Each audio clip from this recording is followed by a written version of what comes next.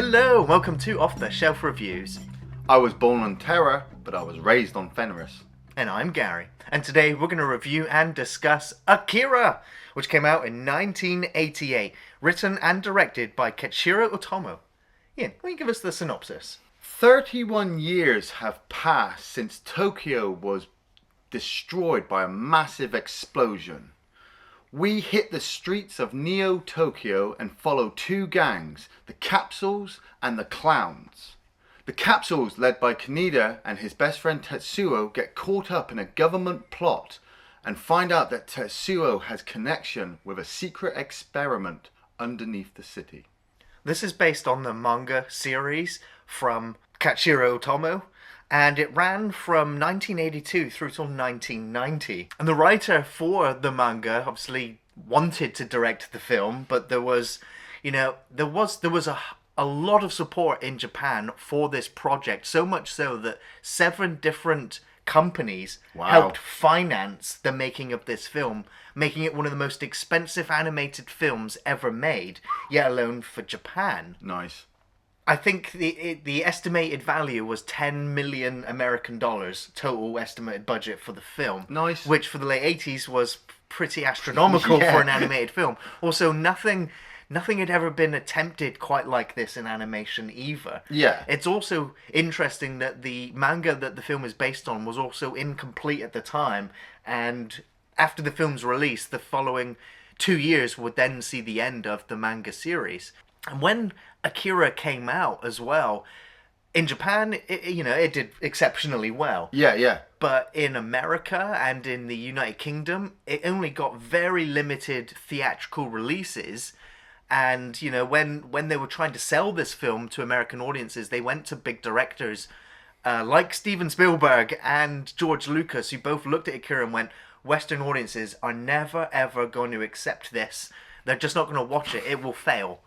And so, that meant the studios had a lack of faith in it, and they were like, just a few theaters and let it go. Yeah. And it was only really on VHS and home video that this film started to circulate more and more. And that was how I first discovered it, when I was given a rental tape of it that somebody else had rented and went, you need to give this back to me tomorrow, so you have to watch it tonight. And then obviously after finishing watching it at silly hours in the morning and giving it back, it was just like, I don't know what I just watched. I really didn't, because I'd never seen a cartoon do this before. Yeah.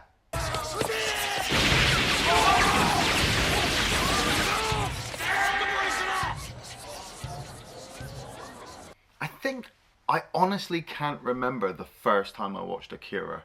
I can't remember if somebody lent it to me like you, or if I saw it on TV. All I know is at some point during the 90s, I watched Akira, and I was just absolutely gobsmackingly blown away by what I just experienced. Yeah. Like I said, I watched a lot of shit on early hours on Channel 4. This channel over in the UK, which were like, you ain't going to find this film on any other channel, so we're just going to slap it on at like 2 o'clock in the morning. We'll chuck Godzilla on, we'll chuck Battle Royale on, we'll chuck Akira, Fist of the North Star.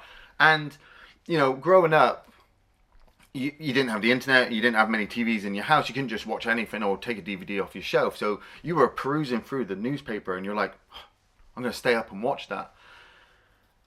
Watching Akira, though, just made me accept cartoons were okay. Because I'd grown up on watching cartoons. Yeah. He-Man, Transformers, Teenage Mutant Hero Turtles. And as I was getting older into my teenage years, it was a case of you have to grow out of that. You have to grow out of that and be realistic and, start acting like an adult. But part of me didn't want to give that up. Because I really enjoyed that shit. As a lover of film, animation is just another aspect of filmmaking. Well, that's it. What Disney films I really liked, I loved as well. But when you try to talk to other teens about Disney films, they kind of just looked at you and just don't want to talk about it, because let's all talk about adult things. It's like, ugh. Then you get to Akira, and I'm like, adults are talking about this. They might be talking about it in the wrong light, because they don't fully understand it, but they are still talking about it. Well, this was the first cartoon, I guess, that I'd ever seen that was intended for adults. Because, I mean, the film has one scene of very brief nudity. Yeah, but there is lots of bullets and blood and gore. See, that's why I wouldn't call it... I don't think we'd give it justice if we call it a cartoon. It's a manga. No, it's a manga. It's a manga. Well, I mean, manga was what we used to then associate, you know, these Japanese animated films as, where manga itself means the graphic novel, the comic book. And I get that. You know, people who say that to me now, like, Ian, you get that wrong. It's all of this. And I'm like, well, for me, it incorporates the whole thing. Well, we grew up in an era where we didn't even know Japanese animation. Exactly. And Akira just made manga and anime, you know, popular. I mean, not straight away, but over the years that, you know, Akira's kind of sat there. You know, people have seen it and then discovered other manga shows or anime shows as a result of it. Yeah, I mean, I remember getting a copy of Akira to own on VHS, and it had a manga trailer at the start, and it just hit me out with all these Ghost in the Shell, in the Shell, Fist of the North Star, Cyber City, Oedo 808, you know, Violence Jack, the Violence Jack, you know, the Legend of the Four Kings. There are just so many. I'm watching this little trailer before I'm about to watch Akira, and I'm like, I need to go back and find all that shit. It's funny because back then it was almost impossible to find any of those things. Unless you knew Dave. Yeah.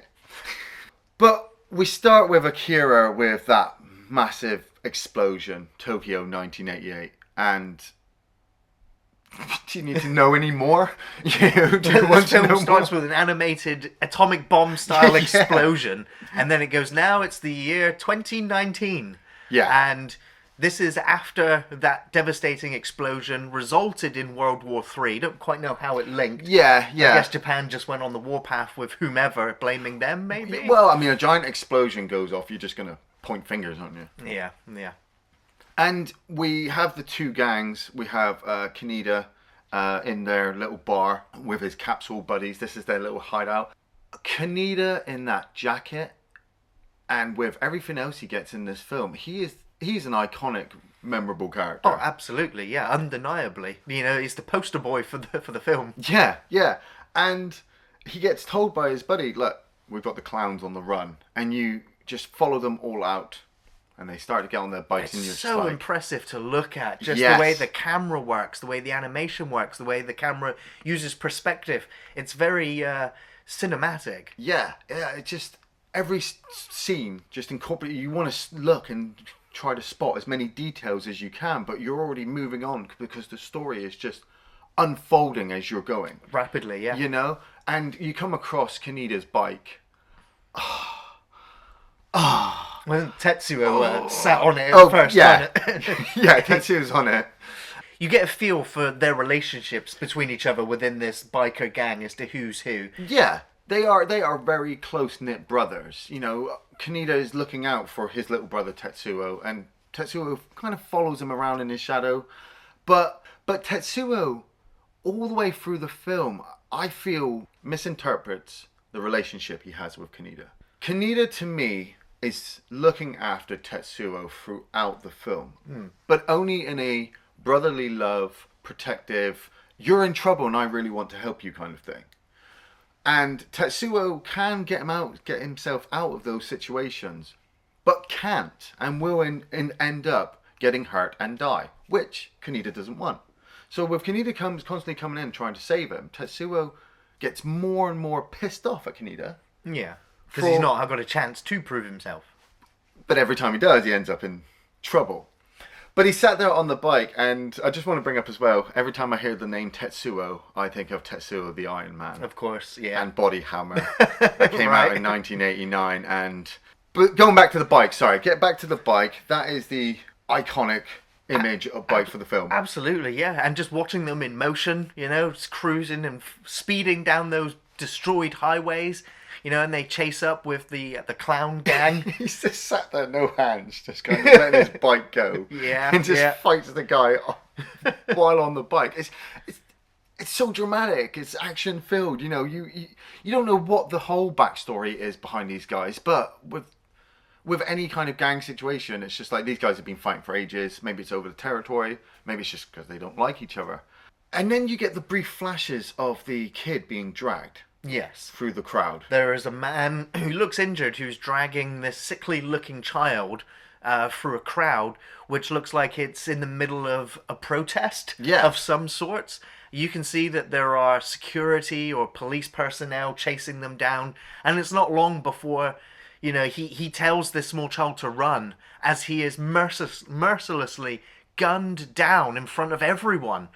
You know, and you're just like, holy hell. But it also kind of gives the city more life, doesn't it? Absolutely, you know, that there is so much more going on that we don't know yet. There's a lot of world building in the film. Yeah, that this guy's just going to get gunned down, well, for having a gun and firing. But the kid escapes, and we cut back to Tetsuo, who's kind of been separated from the rest of the gang and is chasing after some more clowns. As he comes across one and just cracks him right in the face with that pipe. It's just, he comes flying up and just hits the kid. Or it seems like he's hit the kid. And then there's a kind of explosion. You don't really know what's happened. And then the military do turn up and they take Tetsuo away because he was, you know, in the proximity of this psychic collision. We're also at this point introduced to Colonel Shikishima and a couple of other sickly looking children, and they look like they are working together to find this one who's escaped. And if you kind of notice, I mean, I had to pause it for this, but you probably won't notice the first time around, the boy had 25 written on his hand as he held it out to Tetsuo. So immediately you're thinking, okay, there's some kind of government experimentation thing going on. But now they've taken Tetsuo, whisked him away, and Kaneda and his gang have been arrested. And their school... I mean, yeah, they're not traditional schools that you would think of anymore. Here's that sequence where the headmaster or the teacher is just like, discipline! Discipline!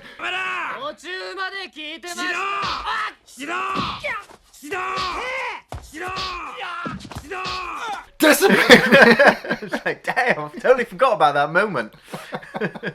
That's the only time you see them in school. Yeah, and it's kind of hard to also remind yourself that they're, 15, 16? I suppose, You know, they're at least teenagers. They're not middle-aged men. No. You know, they're still in school, but they are running the streets on these really expensive bikes, you know, causing trouble. And the school doesn't even look like it's being maintained. And it kind of flicks to later conversations that the colonel will have with government officials of Neo Tokyo, that he's requesting more funding to avoid another Akira situation. Those sequences are almost satirical. It's almost parody, in fact. You know, where you've just got all of these delegates, all these ministers sat there. You know, some of them are asleep. Some of them don't have a clue what's going on, and they're all fumbling buffoons. And the only one who seems to be making any sense seems to be this power-mad colonel who you don't really trust because he's playing around with these sickly-looking kids with psychic powers. And you're like, is he the bad guy? Are they the bad guys? Are they all the bad guys? Is he trying to do the right thing? I mean, we already know that we want to avoid another Akira situation, whatever the Akira thing is. You know, obviously, after seeing the film a number of times, you already know what it is. And if you'd read the manga, Akira does turn up, I think, a lot sooner than what we see in the film. But you know that Akira must be part of this experimentation. And I love the sequence where the colonel takes the elevator down underneath the Olympic Stadium and comes across 28, cryogenically encased in this fucking giant thing. And I got Final Fantasy VII flashbacks when I see that. Yeah. It's like, oh shit, Sephiroth's mum's in there. Right. But it's the fact that you've already seen the other three children who are working with the colonel, and immediately it's been a long time since I can remember the first time I saw it, but I know that I kind of knew that there was a child in there. You know, because of what I'd already seen with the other children. And to see this giant machine around them, you're like, they're really putting every stop in to it builds on the mystery of what happened, who's in there, what is Akira? Was a person. Yeah. You know, you don't really know or understand, to begin with. Yeah, well, when they first take Tetsuo and he flies over, do you think that's Akira awakening Tetsuo's power? Yeah. Or Tetsuo awakening Akira? Well, I mean, there are certain points to remember that they explain that everybody has Akira's powers. Yeah. Only certain ones are awoken. Yeah. Now, it could have been Akira doing it, or it could have been Tetsuo's, near-death collision with one of the psychic children, which sparked his awakening, if you will. So I'm not really sure. It's just something I thought of, but... What we get to now, though, is one of the most memorable sequences in the film, and that is Tetsuo in his hospital bed, after taking his pills, seeing the toys that have been left in his room animate and come to life. Yeah. The teddy bear, the bunny rabbit, and the toy car start making their way up onto his bed. The little car's helping the rabbit up onto the pillow. And he's just like, Tetsuo just grabs them and they disappear. What? Well, that's it. I mean, you knew something crazy was going on already when he'd escaped from the hospital earlier and went back for his girlfriend. And there's a situation where he gets involved with clowns and they end up beating him, and Kaneda has to come along and rescue him again. Which is a motif that carries on throughout the film. But it's when he's on the floor and his guts all spill out and he's trying to push them all back in. You're like, whoa! But it's all in his head. So when you see these toys come to life and then be standing there like 10 feet tall, drooling with huge claws, you're thinking, Jesus Christ, they're going to kill him. And then he cuts his foot. Yeah. And you realise it's the children all over again, and they're absolutely terrified of blood. Yeah, it's like, what were they doing then? Were they trying to scare him? Were they trying to test him? Yeah. Well, it's like they don't want him around. They think they have bad feelings towards him because his power reflects too much towards Akira's, or is too closely connected. Because we cut to the colonel and the scientist looking at the powers and how they can work with it. How all this power will help civilization and take us into the next generation, blah, blah, blah. But if we can't control it, it's going to absolutely blow up in our faces. Well, the Doctor's got that that device, isn't it? Yeah. And, this is one of the few bits of CGI in the film where you have that, the device that's giving the power reading. Like a harmonic kind of wave. I mean, that's like one of the few bits of CGI in the film. But that's sort of, he's matching that sort of signal with Tetsuo's signal. Yeah. And it's not harmonized or anything. Yeah. And so he's trying to figure out what that means as well. But through these conversations, you start to come across the fact that the Colonel, yes, he's got a job to do, and yes, he's got orders to follow, and yes, they should be trying to harness this magical power for the fate of all mankind. But ultimately, his defense is towards the city as well. He doesn't want another Akira situation, so he's telling everybody, look, we need to either control this or we need to stop this. We need to maintain this. We need to have him on these pills. And the doctor, the scientist, is a bit of a sneaky little bastard. He kind of wants Tetsuo to unlock and show him his full potential because it will be magical. But Tetsuo realizes that he's under threat from these children, and so decides to take it upon himself to go and face them. And this is where you start to see his power in effect when he's taking on like the armed security guards in the corridors. Yeah. And he just squishes them with like force bubbles. They just stood there one moment and then the next minute they're just shattered and he's just walking by. But you can tell it's really affecting him. Really. Absolutely. From the expression on his faces. Yeah, and they do it very well in terms of the sound effects, the visuals. It illustrates exactly what's going on, that he's using psychic powers, and it executes it very well. Yeah. It's also, messy just watching these soldiers just get obliterated down this corridor as debris is falling from structural collapse afterwards. Yeah, it's awesome. Yeah.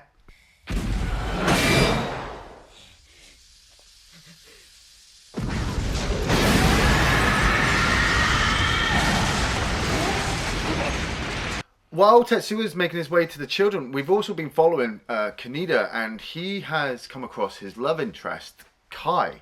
And he first met her in the police station at the beginning, and then would come across her again when a terrorist incident occurred. And you start to realize that she must be connected to these terrorist cells. He had one of them turn up at the police station with a bomb, a suicide bomber, and it was a dud. Yeah. But Kaneda is infatuated by her, and she's kind of, taking a bit of an interest to him. But they both are looking for Tetsuo, and also trying to investigate the incident with the boy. So they infiltrate the installation. The film is 2 hours long, so you think, oh, that might be a bit long, but everything keeps at such a good pace. It's such a fast pace. That one moment you're following Tetsuo down to the children, and you're like, oh, I want to see what's next, but you're following now Kaneda, who's making his way to help or rescue Tetsuo, and big dramatic chase sequences, that whole hover drone in the sewers. Thing with the sewers is such brilliant. The way the water kind of flushes up, and you see the characters kind of react to being pushed forward, which is a level of detail sometimes you wouldn't notice really in a lot of films. But Kaneda and Kai get hold of one of these hovercrafts, and he starts making his way to where Tetsuo is, because I think it's 27 or 28, the little girl, she's able to use Kai as kind of a messenger. Yeah. And it is, I think, a lot more expanded in the comics. I honestly haven't read all of the manga comics. I did know a friend who had 2 books, but they were like 4 and 6. They were 2 separate sections, and so I read more of one section and was like, oh, that's really good, and then read more of another section. I'm like, that's not in the film. Of the 6 volumes of Akira, this film is mainly the first one and the 6th one. Yeah, and what happens in the middle is a bit nebulous in terms of the film. It just kind of needs to hit the main points. Yeah, there's a lot of stuff that happens in the middle of the manga that happens towards the end of the film. And then in the manga, it's expanded more with the world forces getting involved because they want to destroy Akira. Akira's like I said, Akira's a little boy walking around. Tetsuo kind of worships him. But in this, Tetsuo is wanting to find out who this Akira is. He wants the power, I guess, for himself now, because he's realised that how powerful he is. Well, he kind of wants to face him as well. Everyone keeps going on that Akira is the more powerful. So Tetsuo's like, I want to know why, who the fuck this is, and. Well, even the people on the streets want to know who Akira is. There's religious segments that are worshipping it. Yeah. There are people, graffitiing Akira. Lady Miyoko, she's a bigger character in the manga, but you only really see her briefly in the background. Yeah.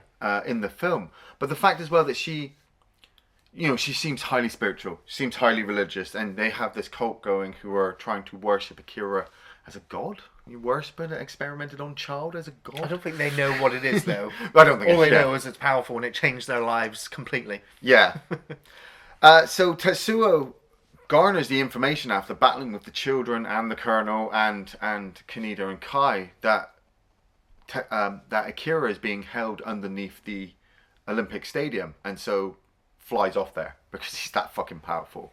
The colonel sets up roadblocks and military stations along the way. The tanks, yeah. But Tetsuo just annihilates everything in his path to get there. Yeah, he just shrugs everything off. But he's also really pushing himself to the limit. In the manga, he kind of become addicted to pills. Yes. To try to control the power before he got to that stage. Where in the film now he's just like progressively getting more and more powerful, and it's like he went to the old bar that they used to hang out in, and he killed their friendly bartender, took all the pills, ate them all, but obviously not enough. Yeah, and it's there as well that he kills also Yamagachi, I think, who's Kaneda's kind of closest lieutenant. Yeah. And so when Kaneda finds out about this information, he's like, my friend has to die now.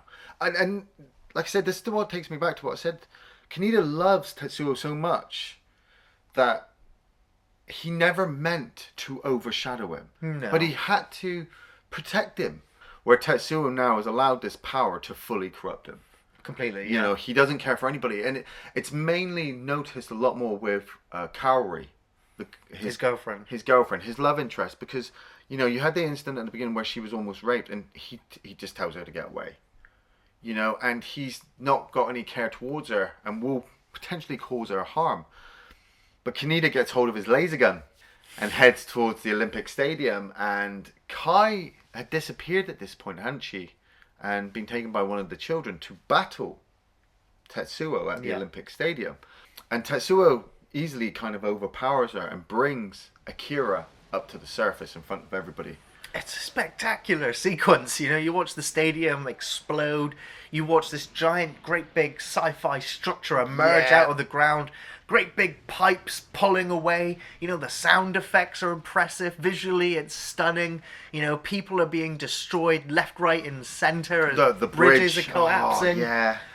It's devastating, and it's amazing visually to look at. Yeah. But then Tetsuo reveals Akira. And we find out that there's nothing really left of Akira except all of these jars, these vials, which we find out contain different parts of Akira. Yeah. So one of them's got some nerve cells in, the other one's got some brain cells in.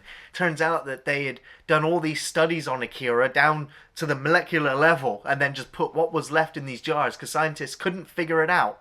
And so then they kind of buried it. Yeah. And you're like, fuck. I mean, it took me years to actually understand this ending. The first time I watched it, from the moment he first shows us what Akira is to the end, I was just like, what the fuck?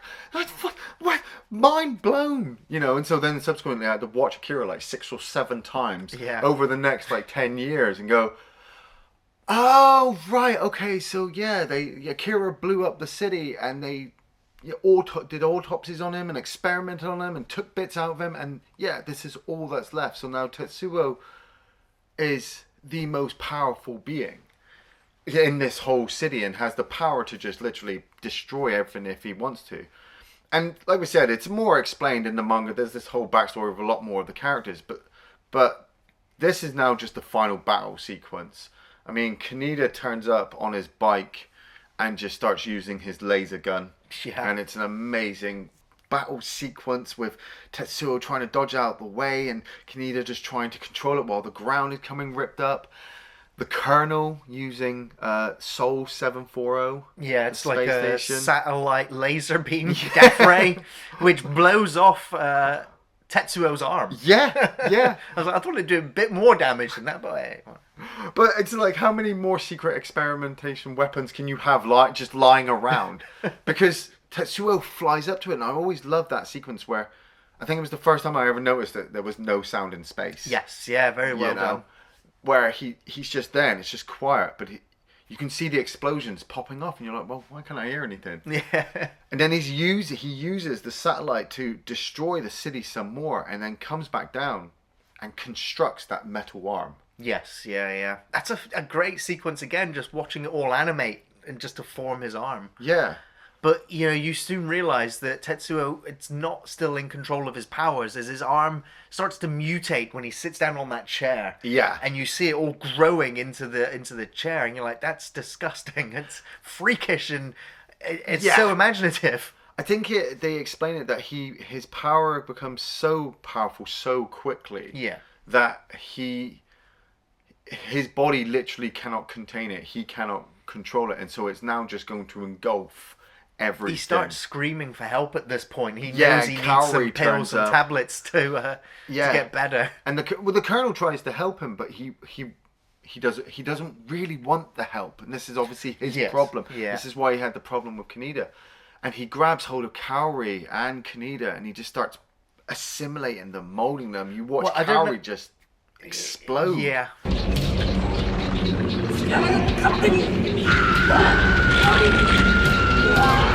Squished between rolls of flesh. I felt so sorry for that poor girl. She had it rough throughout the whole film, and what a horrible exit. But yeah, you know, and Kaneda's stuck in there. The Colonel ends up stuck in there. Yeah. But they do get out. Well, the children have banded together at 25, 26, 27 and have called on Akira. And Akira comes from another dimension or reassimilates himself from what's left of him and explodes again. Yeah, it gets very confusing because all of a sudden you've got this great big white light that's expanding throughout the city. Well, I mean, the comic books would explain that he takes Akira takes Tetsuo to another dimension. Yes. That's basically, I think that's basically what he does. It's not really exploded. The scientist it's like a dimensional says it's doorway. kind of like a new Big Bang. Yeah, like he's creating a new universe, the two of them together. But it's going to cause the absolute devastation of the fucking city, which... The Colonel's told to hide in a tunnel. That'll save him. Yeah. Like, really? Okay. And Kaneda is taken with Tetsuo. And it's really quite a beautiful moment because... The three children decide, that with their power combined, they could go into that other dimension and save Kaneda because he's innocent in this and he doesn't belong in there. Yeah. So they decide to go in there and save him. And you just have these little few kind of dotted memories. I mean, you've seen them throughout the film for Tetsuo, and like I said, this is why I always loved Kaneda, because he was always just trying to help out. The whole robot thing, bringing the toy back, and like, yeah, we're buddies. But then seeing the experimentation with the children, you have that really happy moment where they're all just playing. Then the doctors do their experiments, and now some of them are looking quite angry. They're not as happy as what they used to be. But yeah, Kaneda is kind of just brought back to Neo Tokyo because Kai had called on him as well. Yeah. And yeah, is it a happy ending? Kind of. I mean, not really, but kind of. So Akira's now gone. The three gifted, sickly-looking children creatures are gone. Yeah. The Tetsuo is gone. Tetsuo is gone, and just before the end credits, you hear Tetsuo in the other dimension. Yeah. And it's kind of like everything's going to be okay now. Half the city's been destroyed. Yeah. A lot of people were killed. I think the news might have seen it. It's an ending. Yeah. It's a very memorable ending. It's a memorable ending. It's confusing, and it's very confusing on first time watching. Obviously, first time watched this film, didn't really understand what was going on at all. I was too young for some of the themes. The story was too complicated. It was not what you expected from a cartoon. Yeah. Which is why I have so many memorable sequences from the film. Like the discipline sequence in the school. Yeah. Tetsuo's guts exploding out onto the street. Yeah. His nightmare sequences with the giant animals, him fighting the troopers, the destruction of Neo Tokyo, the big blob creature that he becomes at the end, Kaneda on his bike. Yeah, it's just so iconic. It's so memorable. Yeah. I was going to be the same, but I actually noticed just a few of the things in the background I don't think I'd ever noticed before. There was a kind of protesters riot, I think, at the beginning, and the police started using tear gas, and it just literally cuts to this one shot of a cop shooting a guy with a tear gas point blank range near an hour. That's absolutely brilliant. I love the bit where Kaneda, after his bike has been stolen by Tetsuo, has come along to rescue them, and he's racing with his mate and just kind of flips off the back and is running on the road at the same time. And as this other biker is spinning towards him, he jumps up and just kicks him right in the face. It's just, it's amazing. Like you said, the teddy bear sequences, the nightmare sequences. I love the flashback sequences, telling more about the backstory between Kaneda and Tetsuo. The stuff in the sewer with the hovercraft, the fact that the guy gets sliced up with a minigun, and then when she picks up his Uzi, it's just his arm. Yeah. The whole battle through the city. I mean, the destruction of the bridge with Lady Miyako. The satellite when he leaps up and takes it all out, and it's just absolutely quiet. Then the whole body expanding stuff is just absolutely amazing. And Akira, what a cunt. The look on his face, and he's just like, he just looks so innocent, like, and then you're like, fuck. Yeah, amazing. It should be said, if I have one criticism of the film, is that its pace is super fast. It's almost impossible to get bored watching this film, because you're trying to take in everything that's happening. Even on repeat viewings, you're still, retaking everything in. And it does brush past some characters, which obviously are a greater exploration of them in the manga. Yeah. And watching the film for, the first time, there's two characters that look very similar to each other. The resistance fighter writer, and the Colonel. Oh, they've both got the same face, and they both got the same tash. Well, yeah, but the Colonel's got a smaller tash. Yeah, slightly. But, on the first time watching, you're just like, wait a minute, aren't you the Colonel? Or... Yeah, I had the same thing with the little short political guy. Yes, like he turns up a couple of times talking to the Colonel, and I'm like, I'm sure you've got a whole bigger thing behind you, but yeah. So I mean, that's my only criticism of, but that's what happens when you take a source material that is, unfilmable. Yes, in a way. Yeah. And it should be said that they have tried several times, both Sony and Warner Brothers, and they've both tried to make live action versions of Akira, and every time they look at the estimated cost to make, they kind of balk at the idea and go, for a film that's probably not going to sell, for the amount of money to invest in it, it's not worth the time. I think Warner Brothers are still actively pursuing an Akira live-action film with director Taika Waititi trying to wrap his head around how to actually make it. But back in 2014, there was a fan-made trailer, live-action, for Akira, which is... didn't quite have the budget, but was still very impressive with what they had. Would you say, I mean, dare I say it, would you say after maybe the success of Ready Player One and the visuals that they had behind that they might be able to whitewash, I suppose, a live-action Akira? They probably could, but you shouldn't. I know, I don't even know why I don't even know why I brought it up. Yeah, but... the idea of it is always going to float around some studio somewhere. Yeah. But I definitely recommend Akira. The animation is truly epic in scale. It's got amazing artwork, superb animations, and cinematic quality. It's a very adult movie for mature audiences, mostly due to the gore and the violence, but it's well handled, and it illustrates the world of Neo-Tokyo. It encompasses themes of religion, corrupt power, and drug addiction. But all of these themes are effortlessly drawn, hand-drawn in every single frame of the film. The music, the pace, and the story, it's iconic. All of it is iconic imagery, and it is permanently placed this film amongst the best films ever made.